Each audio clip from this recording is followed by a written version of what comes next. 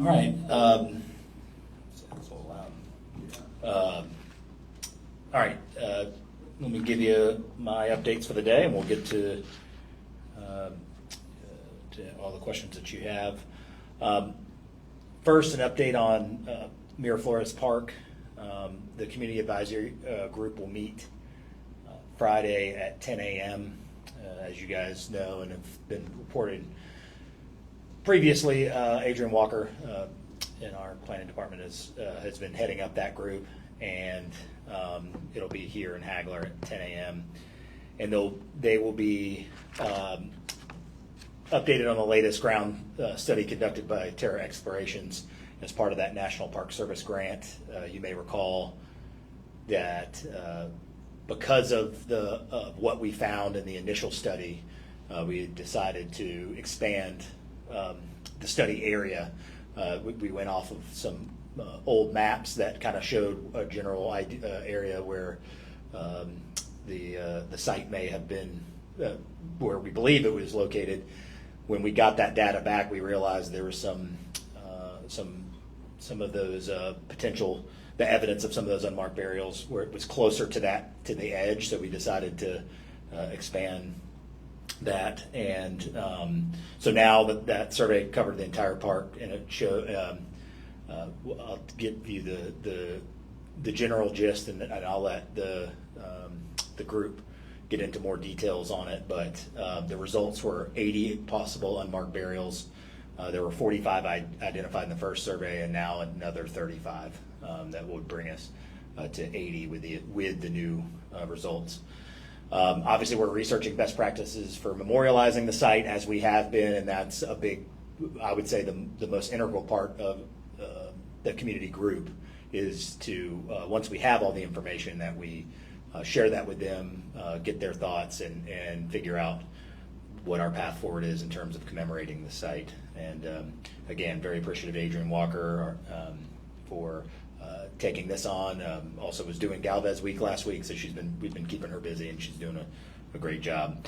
And then the Miraflores, the report will be available online following the community advisory group meeting this week. So again, in this room Friday, May 17th at 10 a.m.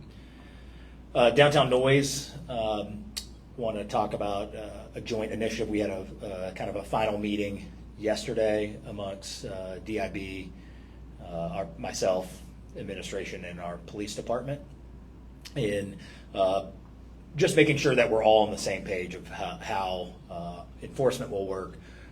The key takeaway for the citizen is that we're saying now this weekend, we are going to be out there to enforce the state statutes that are already on the books. There's no new rules that we're putting in place. These are rules that are complex to enforce. They take bandwidth. They take people to be able to enforce. And certainly appreciate the DIB. This is something, obviously, with their tax dollars, the downtown business owners, property owners, something that they've had issues with for years, and I appreciate them coming with a solution to try to take that on. And with that means, we're joining forces not only in that I appreciate them helping us build up some of that bandwidth to bring in off-duty officers, but also making sure our CRA officers are in lockstep and in alignment of how things are going to be handled. So again, no, this is not a new rule. These are all rules, all state statutes that we're going to be enforcing. But we do talk about vibrancy, and we talk about quality of life. And I don't think any of our residents or any of our visitors go downtown just so they can be deafened by aftermarket mufflers. I don't think that's what makes Pensacola what it is downtown. And there's plenty of other places to enjoy and appreciate that.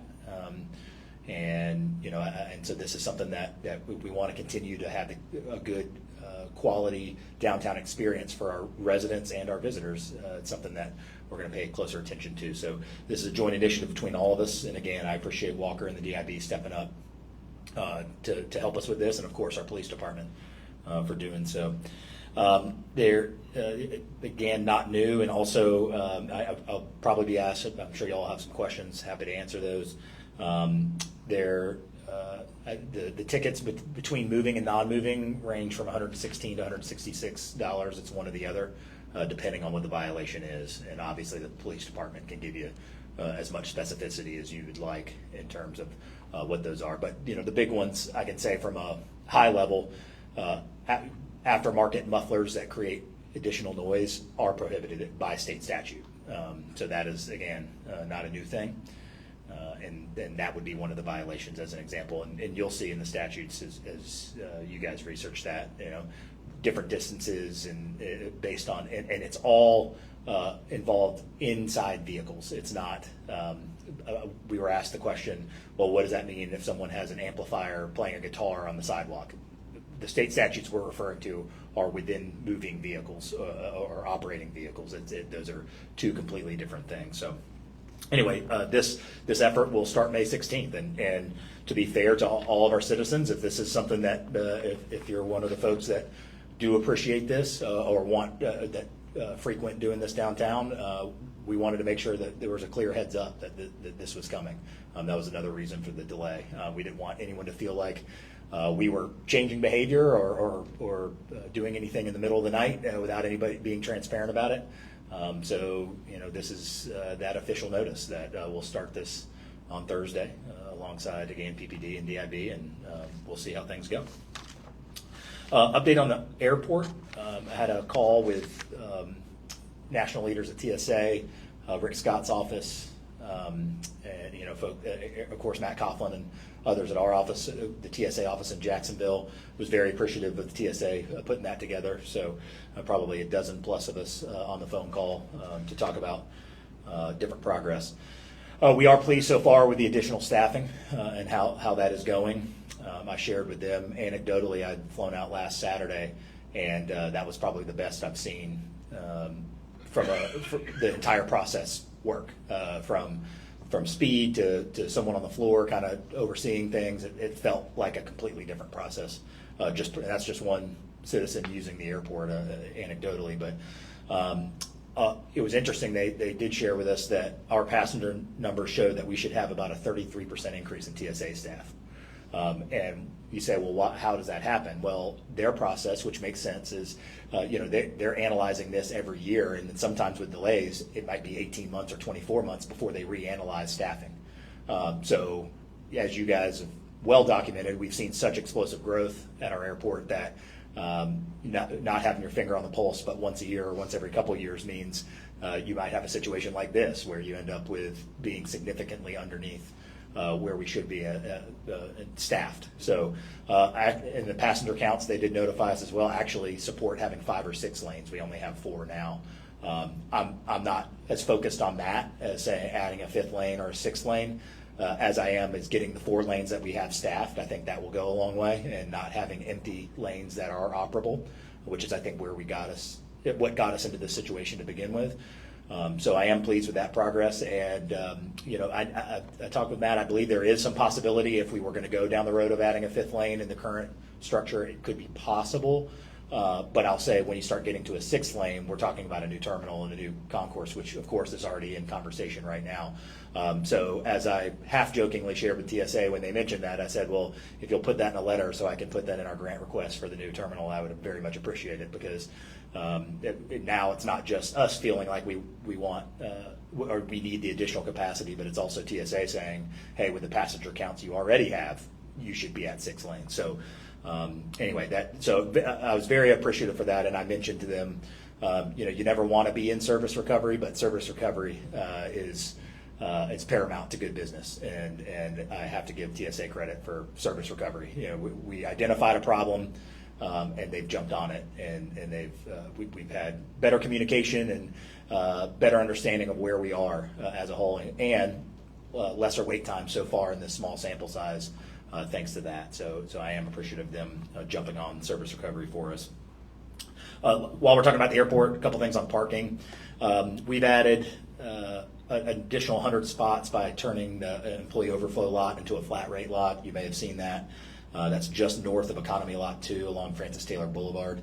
So we're now at about 3,700 parking spaces, which is about 300 more than we had 5 months ago. So we continue to work diligently on that. We're moving as quickly as we can for the additional 400 surface space lots on Tippin. That our goal is to have done by the end of the year. We'll see. We are waiting at the starting line. We have match funding from FDOT that comes to us on July 1st. So we are working diligently. Our team is right now to get all of this to council in June, so we can start the project as close to July as possible. But what we also need to understand is what the worst case scenario is that those spaces are under construction during November and December. So we're going to have a call to make, I believe, in the coming weeks, is to say if we feel like we can beat the buzzer and get it done by mid-November and have it paved, great. But if not, and we've got to have everything ready a little bit later, then we would rather still have the 400 grass spaces than to not have anything at all. So that's a decision point that we have not reached yet, but as you can see with a deal like this, a lot of details converge at once. FDOT funding, council approvals, engineering, and how long will it take to construct. So those are all things we're looking at right now, and of course is at the top of our list. So, but nonetheless, we're at 3,700 spaces again. That puts us pretty close to what we were supposed to have in 2035, according to our master plan, and we'll continue to add spaces as we can. And then finally, air traffic, April numbers are in. We are up 8.5% over April 2023, and fiscal year to date, so it's October 1 to April 30, we're up over 12%. Yet again, about that same number, 12, 13, 14% year over year, any way we slice it. So, quick update on PPD North. Pensacola State College has been a great partner with us on this, with having that space set aside and working with our IT team. Of course, our goal would be to be fully operational by now. We've just hit some delays kind of before and during the cyber incident. Any delays that we have of full functionality have really been around IT-based services. It's not the physical space or anything like that. Is that if this is going to be a fully functioning for our officers on the north side, then they obviously have to have access to the server. They need to be able to upload footage, those types of things. So all our delays are strictly technological. We technically have access to the office right now, so it's not that there's no value in what's there. It's just not optimized completely. But we are getting daily updates at this point now, and we're kind of just at the behest of an outside vendor and how long some of those things take in terms of getting service in that building. So, for example, PPD officers, we're having to use keys instead of access control. So things like that right now. So it's not unused. It's just not optimally used yet. And so still working around a couple of those challenges, but I'll keep updating that. We should be very close to the end of the tunnel there. So I'll keep updating you guys weekly on that in terms of when that is fully functioning. All right, FPL tree pruning. I do appreciate they have notified us in advance. I appreciate their team doing that. We have now made our new arborist job one is to be out with FPL assessing those areas that are going to be pruned back for wires.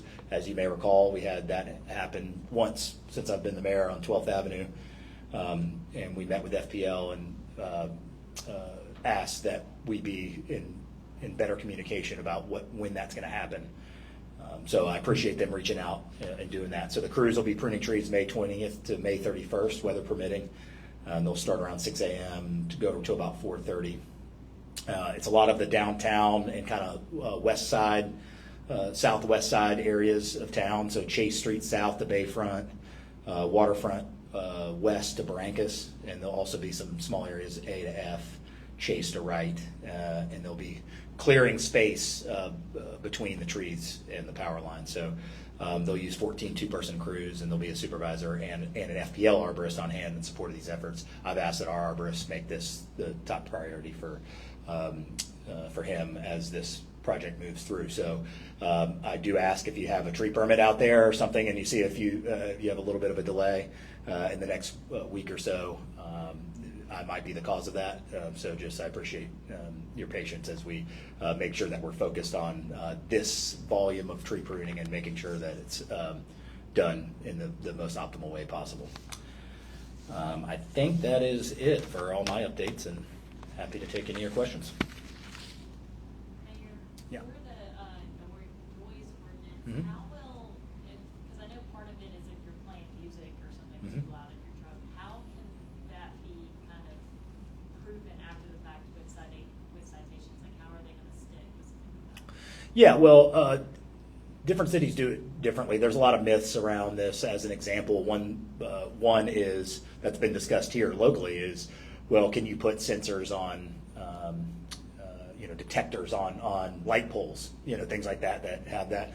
That has not proven to be a functioning option in the state of Florida in terms of enforcement or anything like that. I'd say it's like anything. Police officers have body cameras. It's a certain amount of feet away where that you can hear audible noise. And, like I think any case where there's a disagreement on if someone was in the wrong or not, I think we're gonna treat it the same way. That we know what the state statute says, and again, it's not just music playing too loud. It's aftermarket mufflers. Aftermarket mufflers on motorcycles. Obviously there's rules against tint being too dark or lights under vehicles. I mean, there's lots of things that sometimes go hand in hand with the noise ordinance as well. So those just at the bottom line is we're just going to have more folks and more bandwidth out there to get a better look at that. And again, I appreciate the IB looking into it. So. Look, I don't think I'm not a police officer, but I don't think there's any thing out there that is foolproof that someone couldn't argue that it was too loud or wasn't too loud or I was speeding or wasn't speeding. I think we'll do the best that we can. We know what the statute says, and we'll do the best we can to make sure that if we're writing somebody a ticket, we're not doing it just because we feel like it. We want to write tickets when it's justified, and so I trust our officers to be able to do that. On that note, too, I know there's a misperception out there that because DIB is hiring off-duty officers, that somehow means. I know there's a misunderstanding that somehow means whether they would have the ability to write tickets. Absolutely, they can write tickets. The same way if a crime was committed in front of someone if we have off-duty officers working the Wahoos game and somebody was to commit a crime, it's not as if they have to sit idly by while the person commits the crime. I mean, it's off-duty, which means they are helping fund the bandwidth to be out there, but that does not change their ability to be able to enforce the laws of the city just because they're being hired as off-duty versus on-duty. And if that were the case, why would you hire anybody off-duty for anything, for an event, for anything like that, if they didn't have the ability to have some kind of police enforcement and protection? So just want to clear that misperception out there that somehow changes what can and can't be done or tickets that could or couldn't be written. Off-duty, that has no impact on that. Mayor, I guess can you on the off-duty thing, is it essentially just kind of a term to use, like they're being paid overtime essentially, the money's being routed through the PPD, or is that right? Well, let's use a simpler example.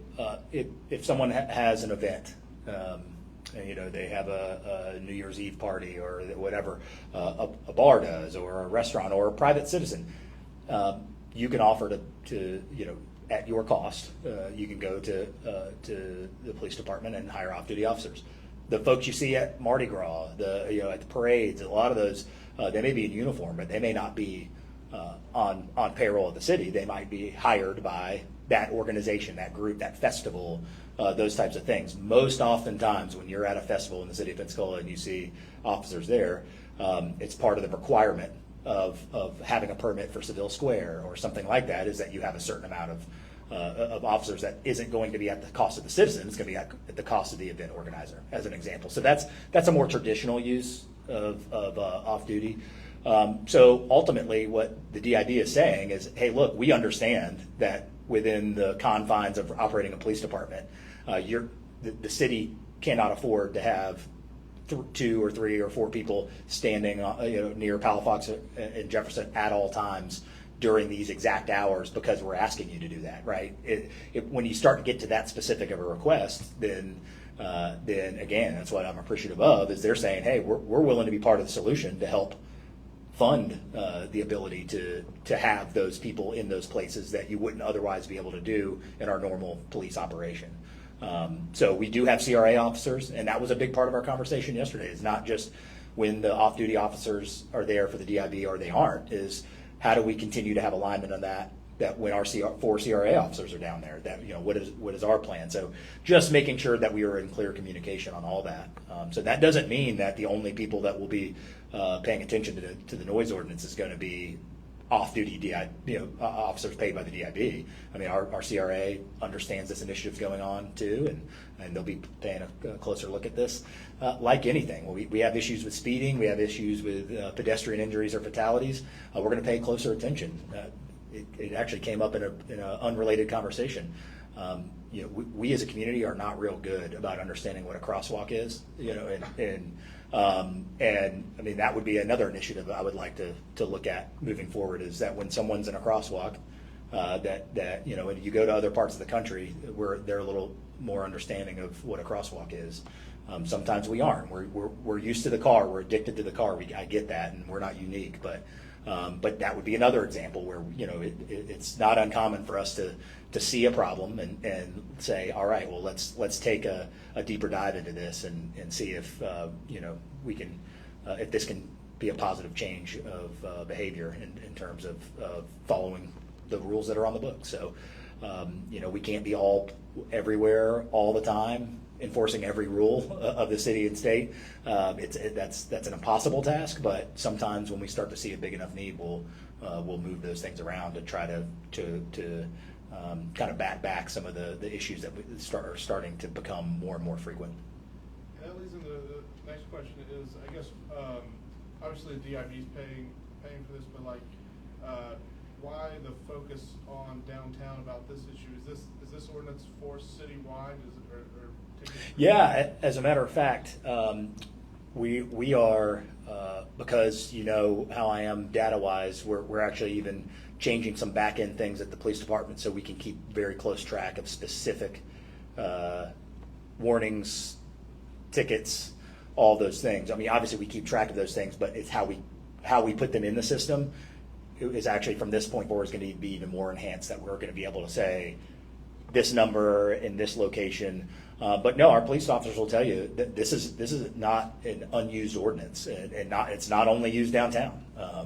So we're going to be able to track those things, and we're going to be able to see what the net result of whether it be a warning or a ticket or anything like that. We'll be able to have a better eye on is this initiative working. But yes, the first part of your question, you're right. Obviously, the Downtown Improvement Board's primary interest is the downtown. So that's why this initiative is starting there. That doesn't mean that the only place that you can get a ticket for a noise ordinance is downtown. I can tell you that. But yes, this initiative is going to be focused downtown because that's kind of the genesis of this, as well as what we know is what happens. It's one of the great things about the city of Pensacola. People come down to downtown on the weekends. There's more people. There's more slow-moving traffic. There isn't a whole lot of areas in our city that operate the same way, that would be more conducive to having some of these issues and them having a negative impact, right? It's one thing to hear an aftermarket muffler on a 6-lane road somewhere in the city, which would be an annoyance and would be against the law. It's a little different to hear it echoing between buildings in the heart of a downtown, moving at 10 miles an hour while people eat outside and walk outside with their children. Two different scenarios. So it doesn't make downtown more important than any other part of our city. I just think that that's where the focus lies, and a lot of that genesis is from the DIB's interest in it. So we'll look at this, and if we see that this is a bigger problem in other places, I'm sure someone will say, well, does that not mean we don't, you don't care about this part of town or noise? Absolutely not. Our officers, you can always reach out to our non-emergency line at the police department if you see a recurring issue. We're happy to look into it and make sure that people are following the law. Mayor, the city's announced twice, even today, intent to dispose of 101 Main Street. Uh-huh. So, what exactly does that mean in the continuum here of Sure. redevelopment, and also the Motor Lodge? I think last week had the same thing. Yeah, so that's our requirement to let the citizens know publicly that we are intending to do something with it, whether it be a ground lease. That doesn't mean sell, doesn't mean it's market rate, doesn't mean you don't partner with someone, but that is a procedure that must take place regardless of what we decide. That if we are going to do something with it, we have to let our citizens know that we plan to dispose of in some way, shape, or form. It is confusing for people because they'll hear move to dispose, and the presumption means put a sign out and sell it to the highest bidder. That's not what we're doing. As you guys have reported, we're still continuing to follow the same path we were, which is to get these letters of interest. We have 4 at 101 West Main. We have 1 that we're focused on of the 2 at the Motor Lodge.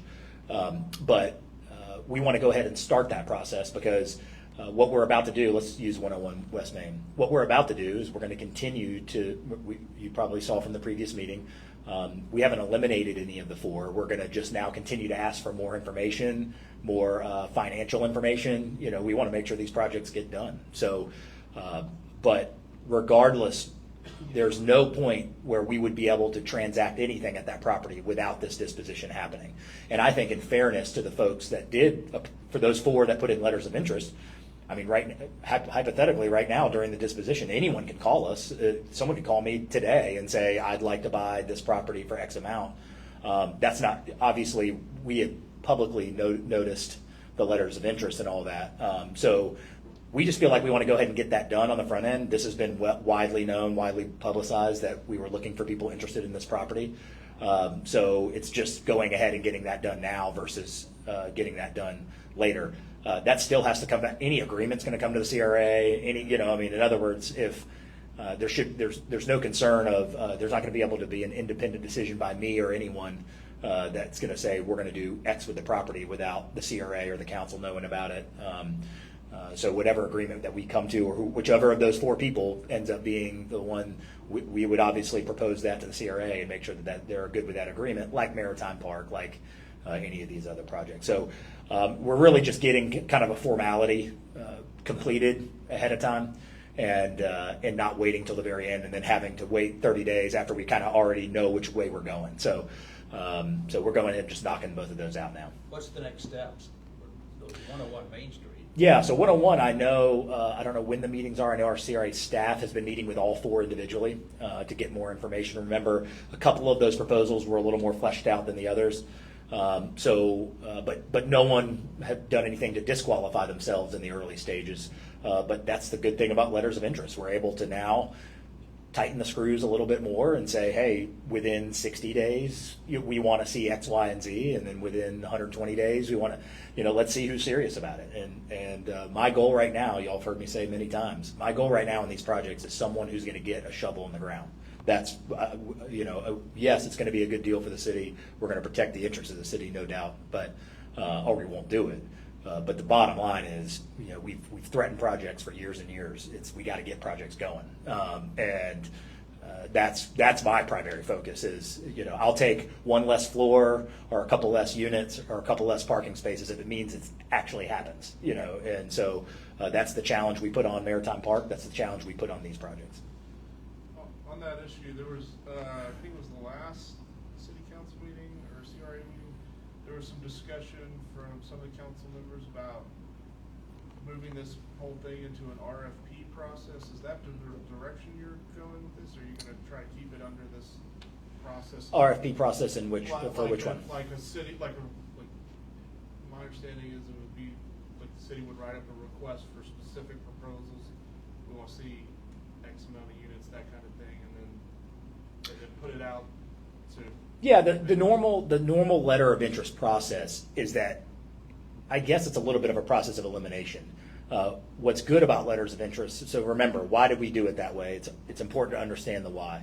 We did it that way because if we were to start with a RFP, someone could win the RFP by bidding a couple $100 less in ground lease per year, but they don't have the financial chops to get it done. They don't have the track record to get it done. It's not a project that we would necessarily want. You can tighten up an RFP to say, we want this specific use at these specific floors, but why did we not do that? We didn't do that because what we want is highest and best taxable use at that. We don't know, the mayor doesn't know, is that condos, is that apartments, is that a hotel? This letter of interest model helps let the market dictate what's realistic. So if you go back to what I just said a minute ago, which is my primary goal is to get a project done, when you think about it that way, that's why I favor this letter of interest, because we're not just having a pie in the sky, the mayor's got some crazy idea on something that he wants to see on this property, yet it's financially impossible. No one's going to ever take it on. Motor Lodge is a more illustrative example of that. If I had just said, you must repurpose those 28 units no matter what, it doesn't matter what the cost is, that is what we want you to repurpose those 28 units, we would have gotten 0 letters of interest, right? Because we got 2 and neither one of them suggested to do that. Now we could have started that whole process over. Imagine if that was an RFP. We would have spent 90 days writing an RFP about how you had to repurpose these units, and then we would have gotten 0 letters, and then we would have been back to the drawing board. So the letters of interest model in the early stages allows us some flexibility. Now, could we move to an RFQ or RFP process? Let's say of those 4 people at 101 West Main, 2 of them really stand out. The other 2 are clearly in a different class, and nothing stops us from going into an RFQ or RFP process if we say, hey, I can't tell the difference between proposal A and proposal B. They both look great to me. They both look like they can get these projects done. All right, guys, let's see your RFP or your RFQ. Could we do that? Yeah, we could do that. But this letter of interest process at the front end allows us a little more flexibility, and what I believe will increase our success rate of a project actually getting done. And we see it with RFPs all the time, and not just at the City of Pensacola. The county is, especially RFPs, is you may know what your competitor bid last time on the last landscaping contract or whatever the case may be, and you do $1 less. Now you may have half the staff, you may have no quality standards, you may have no track record, we may not be able to prove it, but in city and county governments in generations past, that's been good enough to say, well, you've won the bid because you were $1 less, and then our parks aren't cut correctly, and people are walking off the job, things like that because they were the low bidder. So low bidder. There's a reason that these models, these RFPs are put in place. Is we want transparency, we want fairness, we want opportunity for people to be successful in garnering contracts. But there's also the other side of the sword on some of this stuff too. That sometimes quality, sometimes reputation of getting projects done. Those things aren't considered sometimes in just a straight RFP. So we'll look at both. There's ways to work to improve your outcomes in that. You can write a very specific RFP that requires some in my example, requires some years of service, some letters of reference. There's things that you can do to strengthen RFPs to make sure it's not just going to a low quality, lowest bidder situation. But we'll look at that when we get there. I think these next 90, 120 days in terms of these 4 letters and vetting those out and having meetings with them, it's going to teach us a lot about what direction we go, RFQ, RFP, or if there's only one that moves forward, that might be a different process. So we'll see what happens. Mayor, I apologize if this has been asked up here Go ahead. already, but have you traveled to Singapore recently? I have, yeah. And what was the public purpose for that? Yeah, it was great. We our largest regional economic development project by tens of millions of dollars is Singapore Technologies. Was really able to learn a lot through that. One is, we're just one part of ST Aerospace, ST Engineering's entire $9 billion portfolio and initiatives of what they do. MRO, the MRO work that they have here, that we're just one little sliver of that. They do engine rebuild, they do a lot of those things. The second part that was really interesting, and we're continuing conversations on, I'd love to get to an MOU eventually with them, is about piloting smart city technology that they have in Singapore as a community partner, right? We've made, in the last year and a half, we've made leaps and bounds in terms of, I think, kind of reinforcing the relationship with ST that we have. I think the best byproduct of that you can see now is the A&P Mechanics School, that had been talked about for a long time, and we were able to kind of be the conduit with Pensacola State and ST to see that happen. And I think is a huge missing piece to making the ST project the economic development project that we all hope it will be. We have Hangar 3, I believe it's going to be June 4th. I may be wrong on that. First week of June, we're going to have the groundbreaking at Hangar 3, about $85 million investment with them. That is, those are hangar bays that are already full. So the day that it opens, United and UPS have already, they are clamoring for that service. And so it was a great trip. Trying to get, it was 19 hours each way. But it, I think it's necessary to help understand exactly what they do, where we fit within that, and looking for opportunities to continue to grow our relationship. And I appreciate ST as an example. When we were the conduit between Pensacola State and ST, ST committed about $5 million in scholarships to help educate our young children leaving high school that can go get opportunity and be the breadwinner of their family within 2 years of leaving high school in some of our most underserved parts of our community. So, this is a relationship that we are heavily invested in, and I think it's the duty of the mayor and the county commission, the city council, to continue to cultivate that relationship. When were you down there? April 27th. I might have my dates off. About a week, April 27th to May 4th-ish, somewhere in there. I lost track of 13-hour time change. Lost track of time.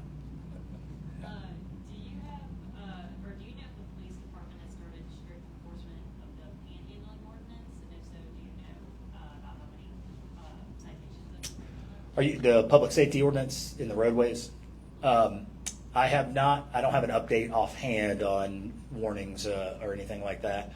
I will say I've seen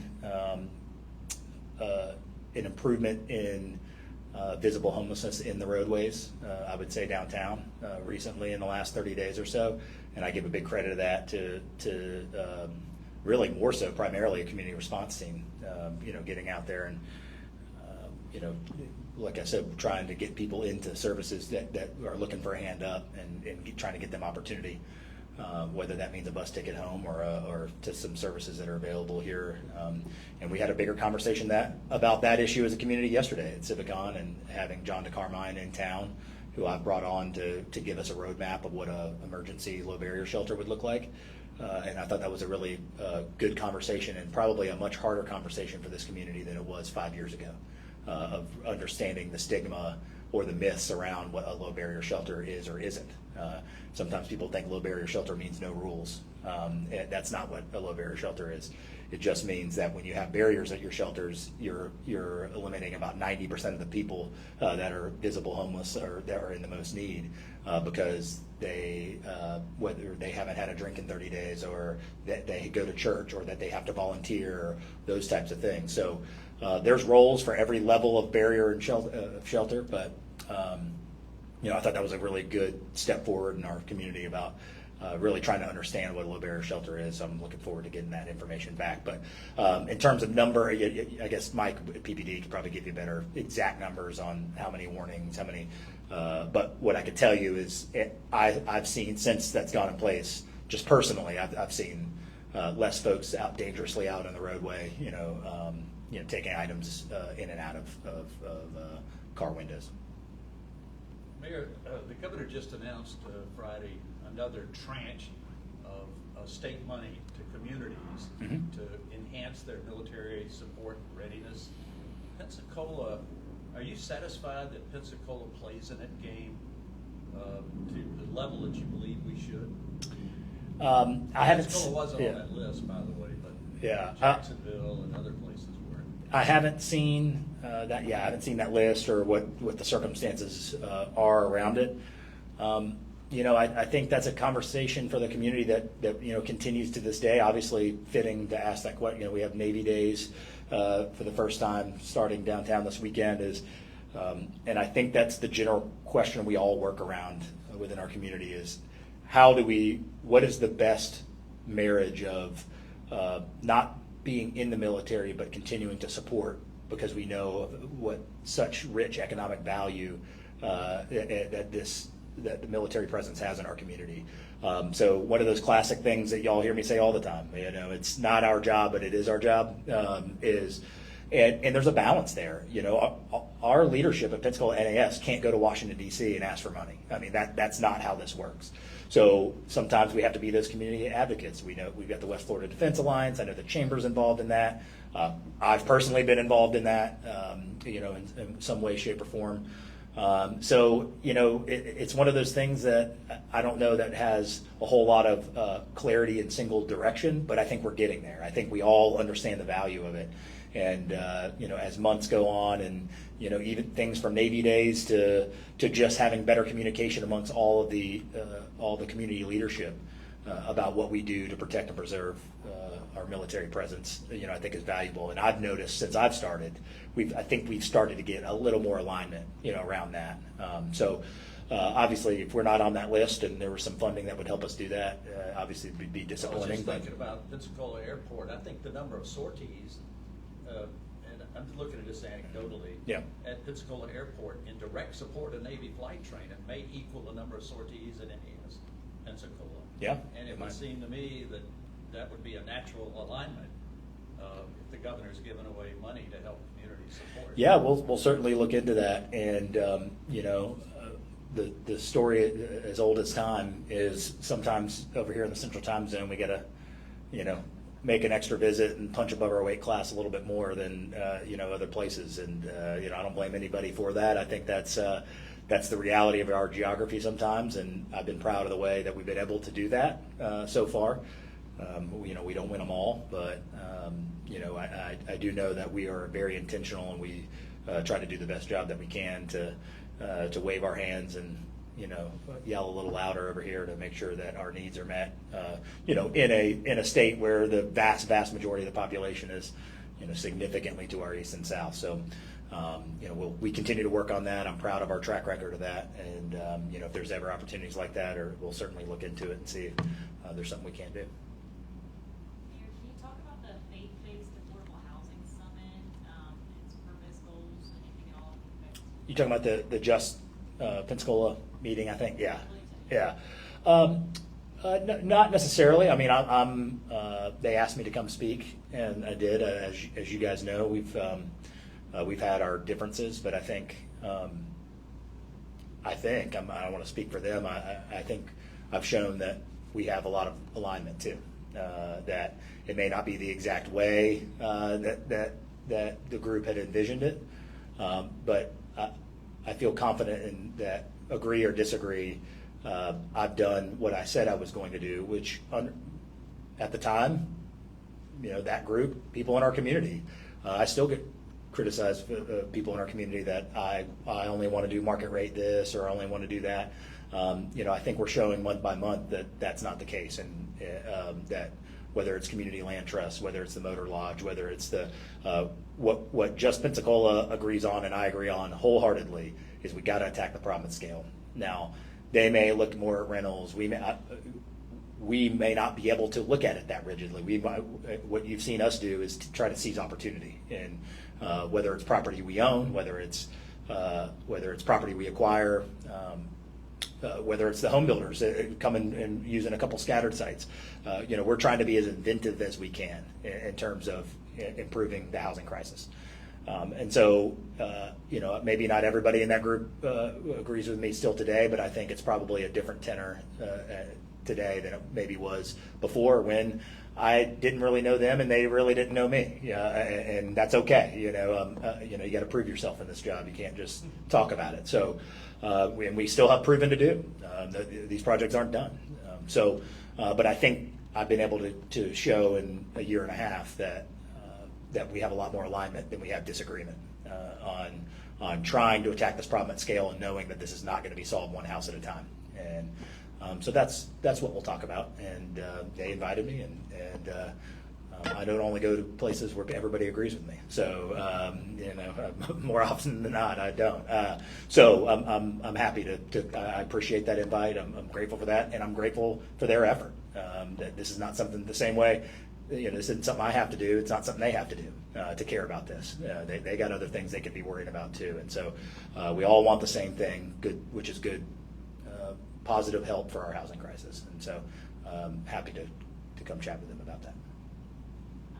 Can you talk about what prompted or you spearheaded the Protecting Places of Worship Forum next month?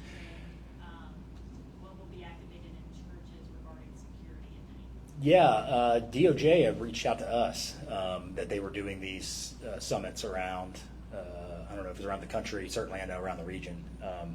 And Kareth Fidler, our city administrator, has kind of head that up, so he'd have better detail on the real specifics. But I've been on the phone with them, and I'm looking forward to that. I think I'm sure that their phone call to us had a lot to do with what's happened here in the last year, and what was happening with some of the anti-Semitic actions that were taking place. That again, thankfully, our police department was able to investigate and bring to a conclusion. But you see that, and I think it's a good conversation that we need to have as a community, and it's timely for us. That we aren't going to tolerate things like that.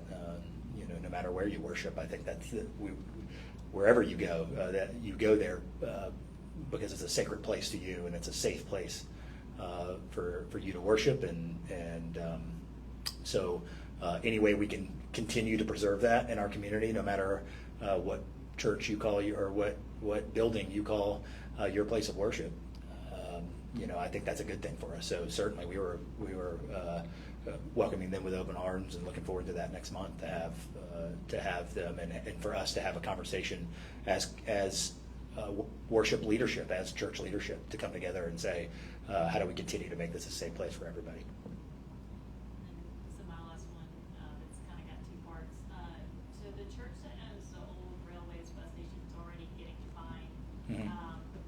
How long can fines go on before something's done? Right now, that station can still be saved, it can still be fixed up, but they can let it go on for how long until that's no longer even an option to save it? Does that make sense? You mean in terms of the total cost of the violations? Is that what you Yeah, mean? like how long? I know for some houses, fines will go for years and Yeah. years and years without any kind of. Yeah, I think that'd be as with any fine, I think until corrective action, is taken. It's the code is the same way as parking in this respect. This is our goal in life is not to is that we count on taking in large sums on fines. Fines are our ability to hope for and to accomplish some corrective action of following the code of the City of Pensacola. So I think any conversation that we have with the ownership of that, our primary goal is not to fine people. Our goal is to have everyone follow the rules, and if we have history that needs to be preserved, and that's the case being made, then that's what we're looking for. But we're not unreasonable. I say all the time, I can be reasonable. We can be reasonable as a city. We just like to be reasoned with. So that's not going to happen by negotiating through the media or saying who's done what and who hasn't. What I can say is that fines have started, the normal due process had taken place, and that's where we find ourselves.